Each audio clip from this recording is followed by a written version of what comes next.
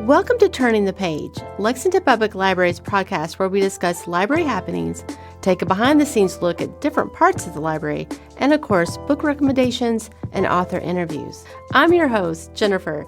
Thank you for tuning in and enjoy.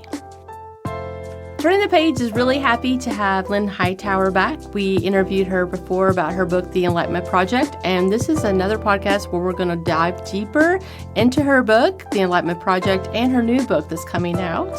So we're really excited about that. Lynn Hightower is an internationally best-selling author of numerous thrillers, including the Sonora Blair and Lena Paget detective series. She has previously won the Seamus Award for Best First Private Eye Novel and a W.H. Smith Fresh Talent Award. Lynn lives in Kentucky in a small Victorian cottage with a writing parlor. So we're going to start with some questions. Okay. We enjoyed having you here the last time, and so for October we're excited to have you back because we also had questions that we wanted answered from your last interview. And the paperback comes out in October. Yes, and that goes to my first question. Oh, yeah. Sorry. Which is, The Enlightenment Project is out now on paperback. Yes. Last time we saw you, we got a little teaser that Noah's story could continue. Mm-hmm. Do you have any details you want to share with us? I do. Ooh. Yes. Please do. Publisher asked me for a sequel, and I said, oh, well, I just so happen to have an idea. So, yeah, it's called The Darkness in Provence. Okay. And it takes place in Kentucky and in Provence in France. And there are very dark things that are connected, between the two. And it's based on a true story in terms of a place that does exist. 80% of what a priest does with exorcisms do not involve possessions. They involve a demonic infestation in a house, a location somewhere, an office, whatever. And that's 80%. And we're not talking about, your Uncle Fred coming and telling you he loves you or a presence of someone you love that's passed over. It's absolutely different. This is a very dark, malevolent presence. And it's got nothing but evil intent. And these are the kinds of things they deal with. So this is based on a place. I've interviewed the people that have lived there and left. And it's utterly terrifying. Oh, wow. So that's going to lead to one of our other questions. Yeah. So in the research for any of your books, have you come across something so scary or eerie that you either had to include it or that was too scary to include? And what was it? Too scary to include is not a category for me. We didn't think so. Nah, you know me too well. No, too scary to include is great material. Mm-hmm. And, haunted houses have always intrigued me and always thought mostly it's just, nice ghosts who maybe had something traumatic happen and got stuck or were just a presence from the other side. And I always had a very kind of warm and fuzzy, a little bit scared feeling about it. Right. Who doesn't like to have that little bit of scary in their day? Keeps you living. This isn't that. Yeah. Oh, well, yeah. This is not that. And this place, nobody who lives in the area, and I'm going to change the location so, people can't find it, which would not be good. Nobody that lives in the area will go. If you have a dog, they're going to leave. They're going to run out the door every time they can, and you pretty much have to drag them back, okay? Oh. Workmen will come. They'll come to your door like, sorry, I'm not coming in. And you need to get out. They say that in the movies like it's a joke, and then everybody in this area says, you need to get out. So it's not a secret. People who live there know all about it. Yeah. Oh, wow. Yes. So I thought it would be very interesting to deal with that and to also deal with the issues is, what do you do if something like this is going on in your life? Where on earth do you go for help? That's a huge issue. Yeah. This one's a two-parter. Okay. What is the scariest book that you've ever written? Mm-hmm. And what is the scariest book you've ever read? I think The Enlightenment Project is my scariest book, although The Piper, which is about phone calls from the dead, and does involve a dark entity based on a house I was living in when I was writing it. And we were going to buy the house, but we decided, no, we're getting out as soon as we can. It's so funny because my agent says to me, well, the problem with the haunted house book is why don't people leave? I'm like, yeah, well, Matt, people have a mortgage. They may have sunk all their money into it. Right. And it's not quite as easy as you think. Eventually you just have to leave no matter what. But it's not quite as easy as people think, right? Yeah. Yeah. You've heard the story where the people in, was it upstate New York that bought the house and they started thinking that the house was sending them letters? Letters. Yes, That's so they would get cool. letters in the mailbox about, like, it was supposedly from something, but it was like written as if it was from the home itself, that they didn't want them in the house. And it Okay, was that weird. sounds malevolent. Yeah. And that doesn't sound like a ghost. That sounds like something, a Yeah. malevolent entity, because I'm telling you, they'll get you with phone calls, messages. They're texting.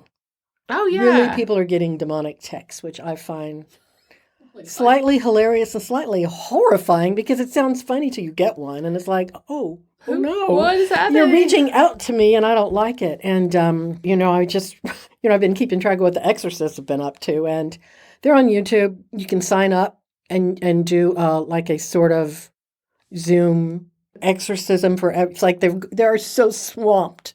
Okay. They're so swamped and they're like, if you just need like a shot at this to see if it might help you, right? Right. You can sign up.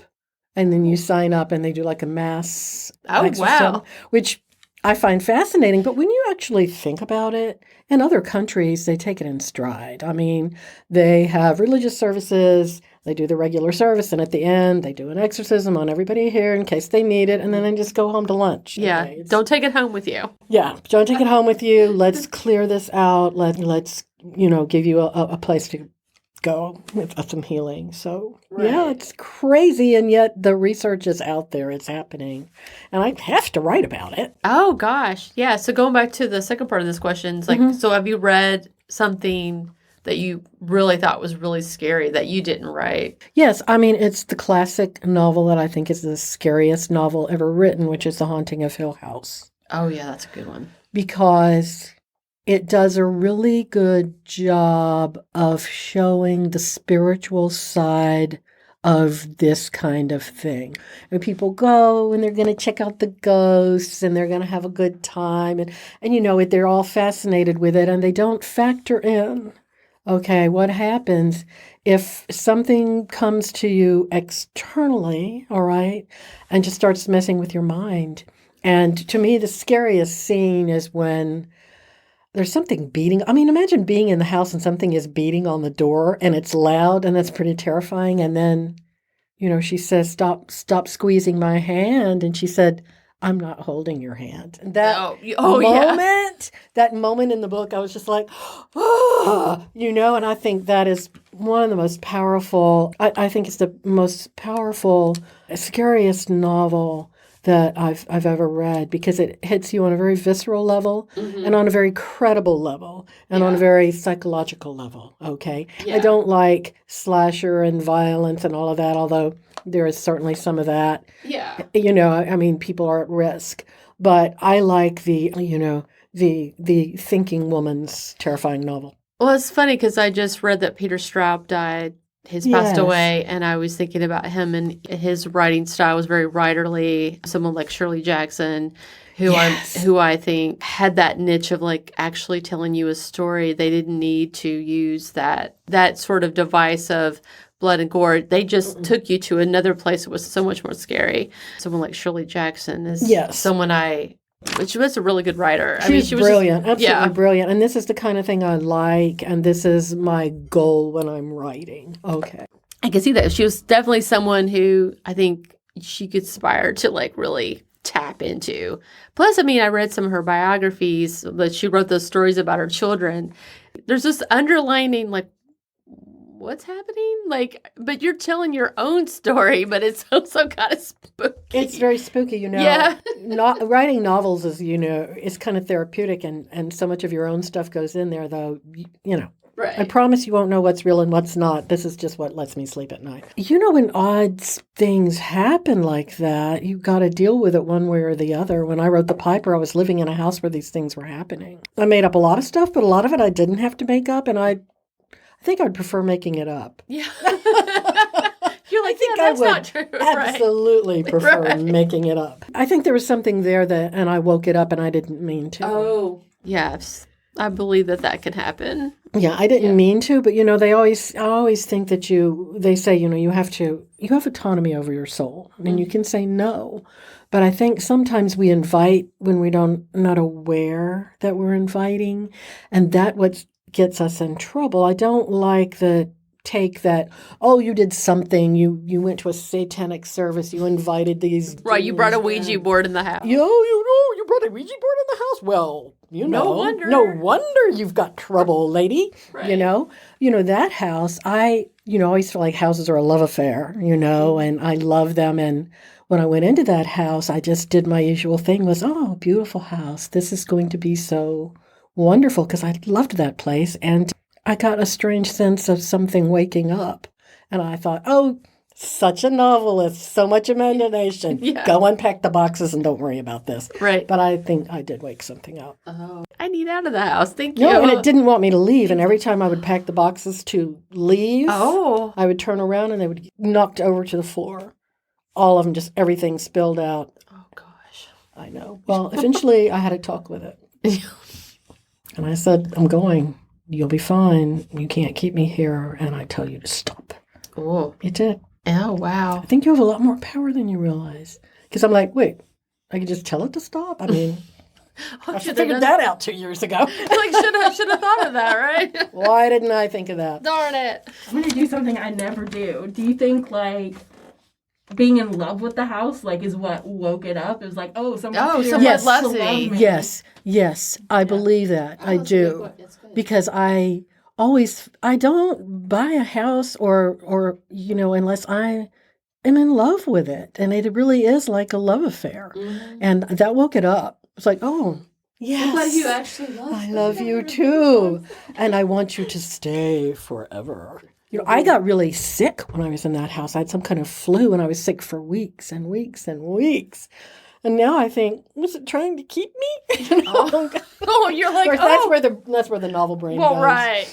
But I just think you're like, good story. Yeah, really. So I really just think it's an extremely good idea that I left. And my husband, when things would happen, totally pragmatic, totally, and the lights would be going on and off in the bedroom and the water would turn out and I would say, stop! And it would stop and he'd wake up and he'd go, are you doing any of that? I said, no.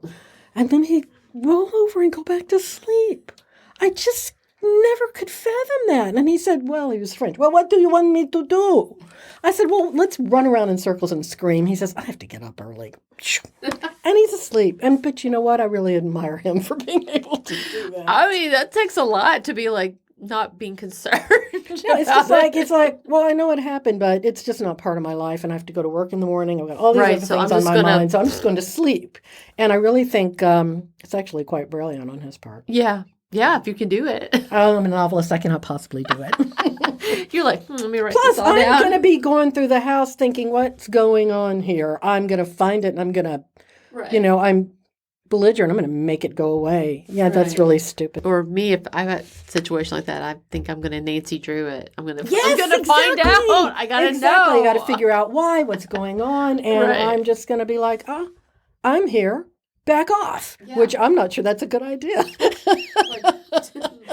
It probably woke them up even more. Yeah, the confrontational part of me is like, yeah. All righty. What you got? Yeah, show me what you got. And then, not a good thing. Yeah. Talk about an invitation, right? You opened it right up, as I say. Did, yes. So you mentioned a couple times before that there was the secret place that you wanted to visit that was absolutely charged with demonic energy. Mm-hmm. Have you been able to visit? If so, what was it like? If not, if something that you're still going to do, which seems like you have gone. That is what I'm basing this new novel on. Someone's living there, so I can't go. And I'm relieved, I'll be honest with you. Because I was thinking, here comes me. Here comes Lynn with your phone and your little notebook and fascinated and totally focused. I mean, that's kind of an invitation, right? Yeah. Right. So I'm trying to decide if I'm going to do a drive-by or if I'm going to be smart, stay home, and I've got a lot of interview notes, okay, and pictures and descriptions. And I'm thinking, yeah, maybe at this point you might want to make it up. Yeah. Just take the feeling of it. Yeah, it's such a real place in my head. A point, there's reality, and then the fiction takes over and feels more like real life. I'm still on the fence. There's a part of me that wants to jump into my 23-year-old Miata and head out there and just ramble around, Well, then, part of you is like, this is not a good Part of idea. me is like, just sit down and make something up, okay? Yeah, it might be safer that way. I know. So this comes to our last question, which I said that it's our last question because I so enjoy talking to you. Thank you. So what are you reading now? I am reading a book called The Sleeping Beauties by Suzanne O'Sullivan, because we had talked about it earlier. Suzanne O'Sullivan, she's an Irish neurologist. Okay. She's quite brilliant. What I love about her is that she doesn't follow the rules. She doesn't follow the way the general neurologists take on things. And she is dealing with, say, mass possessions. She's dealing with people who have a sleeping sickness, and all of these people in an area, just pretty much one here, two there, and then three there, they go into a coma, and they're barely conscious, and there is no physical reason for the sleeping sickness. So she calls it the sleeping beauties. And she says, and there's so little help. They can't find a physical reason. Can't really give therapy to someone who's in a coma, right? Right. And their families are desperate for help. And then if they do get therapy, she said there's always an assumption that this is based on a trauma from their past and maybe a form of dissociation, which is the nice term they use now for what we used to call multiple personalities. And she said, that's not this. And she said, but people are very frustrated that somebody is trying to force them into admitting through gentle therapy a terrible trauma when there wasn't one, and that this is external, not internal. So I just love that she's brilliant and she has an open mind, and she says, okay, I really actually cannot explain it. I have some theories, but I'm going to tell you what's going on. And that is where she's got me. I'm going to tell you what's going on. Oh, wow. That sounds fascinating. Yeah. Well, thank you so much, Lynn, for Thank coming. you. Thank you. We have so enjoyed having you come visit us. And we hope to see you again so we can know more about Noah. Yes. The Darkness in Provence. Wait for it. It's coming. Yay! Well, thank you so much for coming. Thank you. We'd love for you to read us a passage from the Enlightenment Project to close us out. I would love to. Yay! I'm going to begin with chapter 1. That night, late in the OR, exhausted after hours on my feet, topped off with a late-night emergency surgery, I was removing the octopus tentacles of medulloblastoma from the brain of a 14-year-old girl who wanted to work for NASA when she grew up, and I felt the presence. It had been there since I was 11, like a shadow in my peripheral vision. But tonight there was some kind of shift, like a sudden change in air pressure, and it broke my concentration. I felt a surge of nausea that brought bile to my mouth and caught a whiff of something that would make a man with less control gag and turn away. A quick look at my surgical team, but no one had noticed anything. My head nurse, a veteran of Iraq, wiped sweat from my forehead, bringing me back into the moment. He was the only one who seemed to feel the prick of something other in the room. He gave me a strange look, his combat experience putting him on the alert, because like me, he had the sense that something here was wrong. I took another look at the brain tissue, magnified for my viewing pleasure. I had the feeling that something was waiting, wanting, circling my patient, and that I was out of time. I probed ever so gently, and I found it, the dirty little handprint of the tumor hiding away. Malignant tumors are ambitious, warriors out to invade and conquer. We still don't know what causes them. I did not like not knowing. I do not like uncertainty. I was a neurosurgeon, one of the gods of medicine, but like all of us, I had to live with it.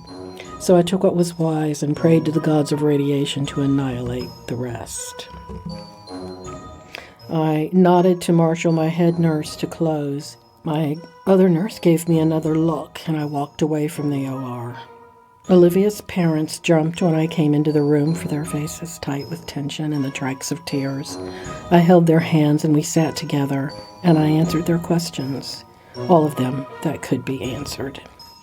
The corridors to my office, noisy during the day, were quiet, the thin gray carpet absorbing the tread of my footsteps. There was something, a darkness that scurried like a rat in the corner, right at the edge of my vision. I stopped for a moment, then wisely I ignored it. Wisely I looked away. When the crossroad comes, you do not recognize it. You do not know it until afterward, looking back. But this is when it began again. Have you ever known anyone who survived being possessed? You do now. You've met me. I headed into my office to get my car keys, make a few notes. My office lights were on. The door opened a crack. I felt the presence before I saw the man on the couch beside my desk. A priest.